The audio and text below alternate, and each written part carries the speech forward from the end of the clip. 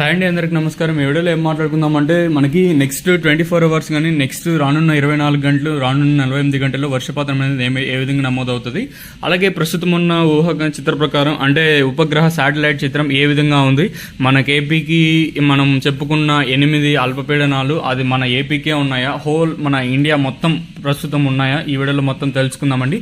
Present ఇక్కడ చూసుకున్నట్టయితే మనకి ఏదైతే నేపాల్లో అతి కుంభవృష్టి వర్షం అయితే పడుతుందని దాదాపు ప్రస్తుతానికి ఒక 150 పైన ప్రస్తుతం అయితే మనకి మనుషులు అయితే చనిపోయారు.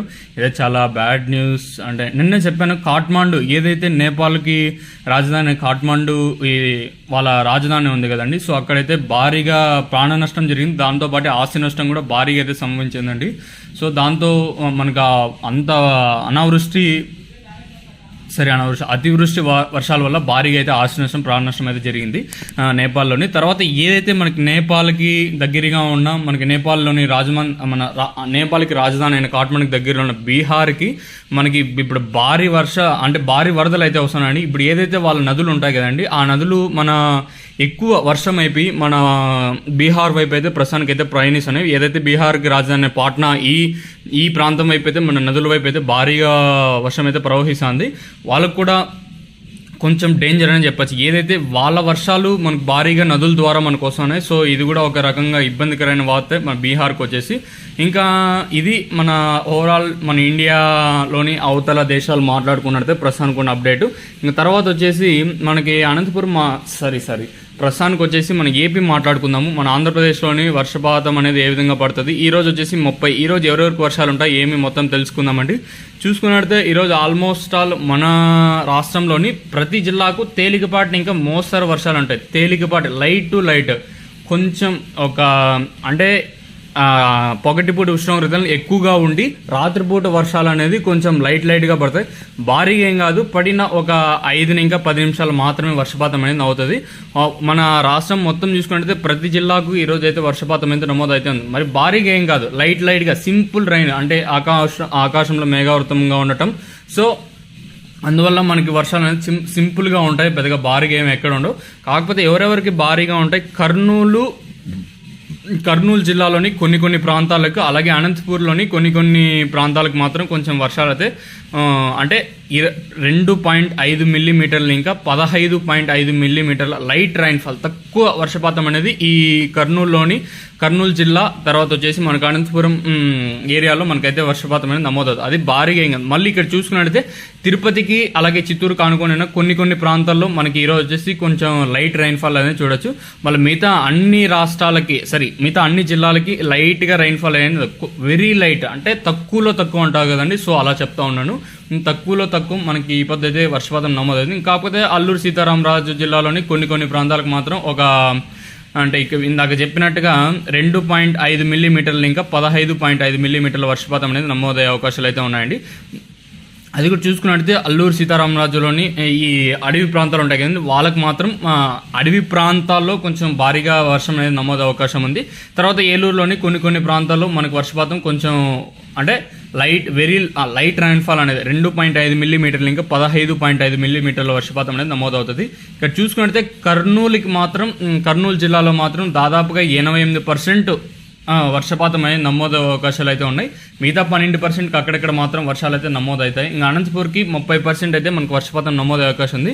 అంటే చెప్పిన ప్రతి ప్రాంతంలో పడుతుంది లైట్గా, వెరీ లైట్ అంటారు కదండి, కొంతలో కొంత, సో అలా చెప్తా ఉన్నాను. సో అది అప్డేట్ వచ్చేసి. ఇంకా తర్వాత చూసుకున్నట్టయితే డే 3 ఏదైతే మనకు అక్టోబర్ 1 రేపు ఒక రకంగా ప్రతి జిల్లాకి మనకు వర్షాలు కొంచెం అధికంగా ఉన్నాయండి. ఇందాక ఏదైతే 2.5 మిల్లీమీటర్లు ఇంకా 15.5 మిల్లీమీటర్లు చెప్పాను, అది కాస్త 15.6 ఇంకా 64.4 మిల్లీమీటర్ల వర్షపాతం నమోదు అవకాశాలు అయితే ఉన్నాయండి. మెయిన్గా పార్వతీపురం మన్యం ఈ జిల్లాకు మాత్రం కొంచెం భారీగా వర్షపాతం అయితే నమోదు అవకాశాలు అయితే ఉన్నాయండి.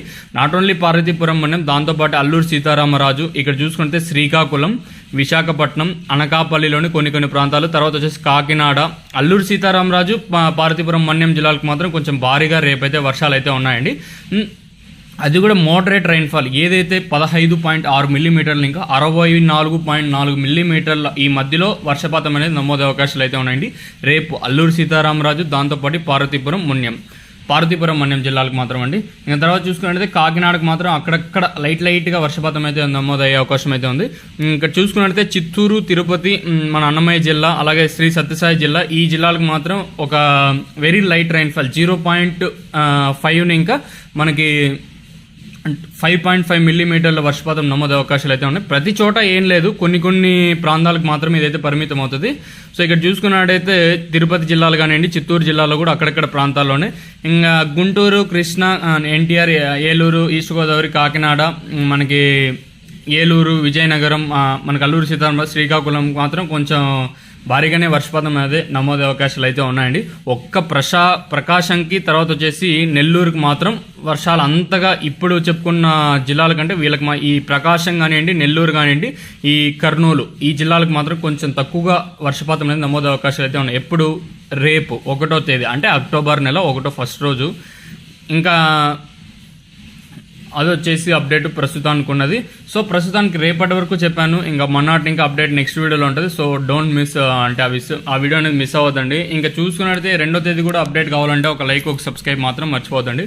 ఇక్కడ చూసుకున్నట్లయితే 2వ తేదీ ఏదైతే ఎల్లుండి మనకు వర్షపాతం అనేది ఏ విధంగా ఉంటుంది, చిత్తూరు జిల్లాకు మాత్రం భారీగా వర్షం అయితే ఉందండి. చిత్తూరు జిల్లా కానివ్వండి, అన్నమయ్య జిల్లాలోని కొన్ని ప్రాంతాలకి, తర్వాత వైఎస్ఆర్ కడప, సత్యసాయి, అనంతపూర్, కర్నూలు, నంద్యాల, ఒక నెల్లూరుకి మాత్రం లైట్గా ఉంది, నెల్లూరు, ప్రకాశంలోని కొన్ని ప్రాంతాలకి. ఇంకా తర్వాత ఇక్కడ చూసుకున్నట్టయితే గుంటూరు, కృష్ణా, బాపట్ల, ఇక్కడ పల్నాడు, ఎన్టీఆర్ జిల్లా, ఏలూరు వెస్ట్ కానీ ఈస్ట్ కానివ్వండి, అలాగే కాకినాడ కానివ్వండి, మనకి అనకాపల్లి, అంటే అల్లూరు సీతారామరాజు జిల్లా కానీ, విశాఖపట్నం తీసుకునే విజయనగరం, పార్వతీపురం, శ్రీకాకుళం మాత్రం 2వ తేదీ మాత్రం ఆల్మోస్ట్ అలా మన రాష్ట్రంలోని ప్రతి జిల్లాకి వర్షపాతం అనేది నమోదు అవకాశాలు అయితే ఉన్నాయి.